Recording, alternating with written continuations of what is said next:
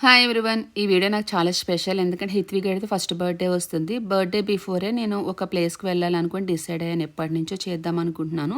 ఇంక బర్త్డేకి మించిన అకేషన్ ఇంకేమీ లేదనుకుంటున్నాను. అందులోని బర్త్డే కాబట్టి గుర్తుండిపోతుంది ఎప్పటికీ.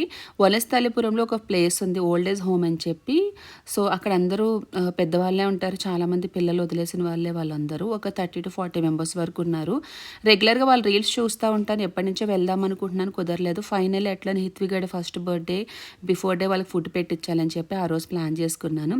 ఒక చిన్న వెల్కమ్ చెప్పారు అండ్ పాపకు సంబంధించిన వాళ్ళు విష్ చేశారు. చాలా హ్యాపీ అనిపించింది. ఆ రోజు వాళ్ళు ఏమేమి తింటారో నేను ఆ రోజు వరకు నేను చూసుకున్నాను. సో ఇలాంటి ఒక మంచి పని చేస్తున్నాడు 10 మందికి తెలియడంలో తప్పు లేదని నాకు అనిపిస్తుంది. ఎందుకంటే అక్కడ ఒక ప్లేస్ ఉందని మీకు కూడా తెలిసింది అనుకోండి, మీరు తోచిన సాయం చేస్తారు.